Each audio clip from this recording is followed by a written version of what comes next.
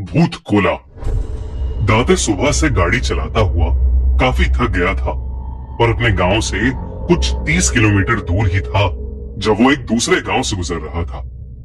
उस गांव से गुजरते हुए उसने देखा कि सारे गांव के लोग एक जगह जमा थे और उस जगह से किसी के चिल्लाने की और ढोल बजाने की बहुत तेज आवाज आ रही थी। दाते, जो मैंगलोर शहर में पला बड़ा था, पुट्टुर जिले में बसे अपने गांव में पहली बार जा रहा था।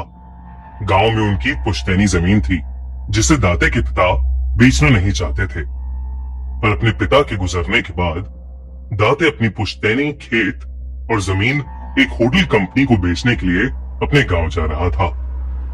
उसकी गाड़ी जैसे तैसे अलग अलग गांवों के बीच से जा रही थी और उसको वही ढोल और चीखने की आवाजें हर जगह सुनाई दे रही थी और उन जश्नों में जलती हुई मशालों से रात भी जगमगा उठी थी।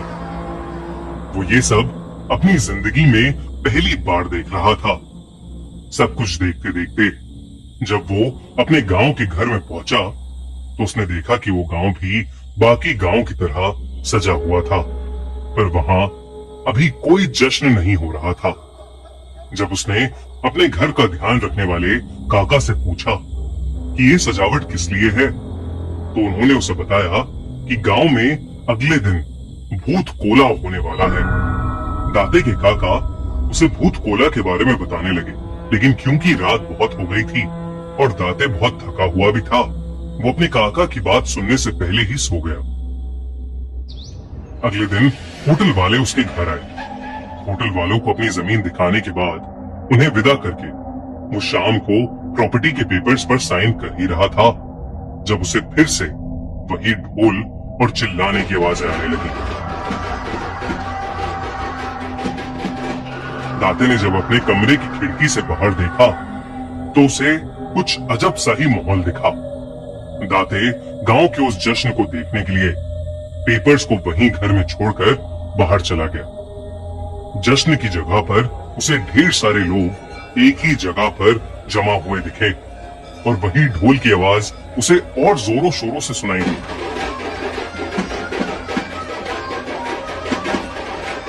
दाते वहां जाकर चुपचाप भीड़ में पीछे खड़ा सब देख रहा था जब उसे दिखा कि रंग बिरंगे कपड़ों में एक आदमी उसकी तरफ पीठ करे भीड़ के बीचों बीच कांप रहा था और एक अजीब सा डांस कर रहा था और सब लोग उसी के सामने हाथ जोड़े उससे अलग अलग चीजें पूछ रहे थे। इससे पहले दाते कुछ समझ पाता, उस आदमी ने अचानक नाचना बंद कर दिया और वो भीड़ को चीरता हुआ दौड़कर दाते की तरफ आया और उसे घूरने लगा। दाते उस आदमी को इतनी पास से देखकर बुरी तरह घबरा गया। उस आदमी के पूरे मुंह पर पीला रंग था और उसके शरीर पर ढेर सारे गहने और सर के ऊपर एक जंगली सुअर का मुखौटा था जो उस आदमी को और भी ज्यादा अजीब बना रहा था। वो आदमी कई देर तक दाते को घूरने के बाद एकदम से चिल्लाया, इतनी तेज कि दाते की रूह कांप उठी। वो आदमी दाते पर चिल्लाने के बाद वहां से कहीं जंगल की तरफ भाग गया। ये देखकर सब गांव वाले दाते की तरफ मुड़े और सबके चेहरे पर उसे एक अजीब सा डर दिखाई देने लगा था। सब लोग दाते को चेतावनी देने लगे कि उसके साथ कुछ बुरा होने वाला है और उसे अब अपना हर एक कदम संभाल कर उठाना चाहिए। दाते इस सब को गांव वालों की बकवास और अंधविश्वास समझकर हंसने लगा और वापस अपने घर चला गया। दाते अपने घर पहुंचा ही था कि उसके काका उसके पीछे भागते हुए घर आकर घबराए हुए उसे सब समझाने लगे। उन्होंने उससे कहा कि जो उस पर आकर चिल्लाए थे वो दरअसल पंजूरी देव थे जो गांव वालों और गांव वालों की जमीन की सुरक्षा करते हैं और गांव वालों को सभी दिक्कतों से बचाते हैं। वो हर साल भूत कोला के समय आते हैं और लोगों की सारी समस्याओं को हल करते हैं और उन्हीं के आने की खुशी में हर साल ये जश्न मनाया जाता है। दाते के काका ने उसे बताया कि पंजूरी देव का दाते पर ऐसे चिल्लाने का मतलब यही था कि जो जमीन दाते बेच रहा था, पंजूरी देव उसको बेचने के खिलाफ था। दाते इन सब को सुनकर और जोर से हंसने लगा। उसके काका उसे समझाने लगे कि अगर उसने पंजूरी देव की बात नहीं मानी तो उसकी जान को खतरा भी हो सकता है। इस पर दाते अपने कमरे में पड़े हुए प्रॉपर्टी के पेपर्स को लाकर उन्हें साइन कर हंसता हुआ सोने चला गया। उस रात दाते आराम की नींद सो रहा था जब देर रात को उसकी नींद एक आवाज से खुली।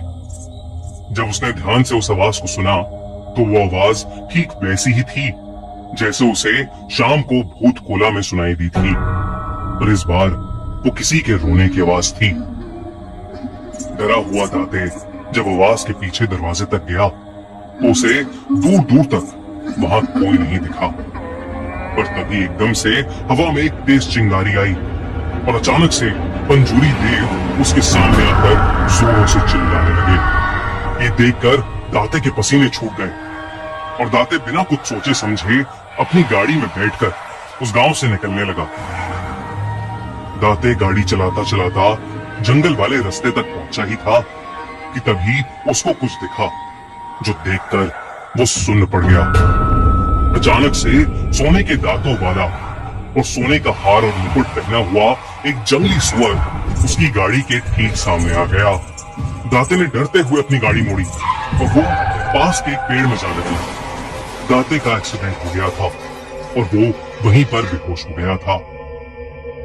दाते को जब होश आया तो वो हॉस्पिटल में था और उसके काका उसके बगल में बैठे थे। उन्हें देखते ही दाते जोर से रोने लगा। फिर उसने अपने काका से उसी वक्त जाकर प्रॉपर्टी के पेपर्स को लाने को कहा।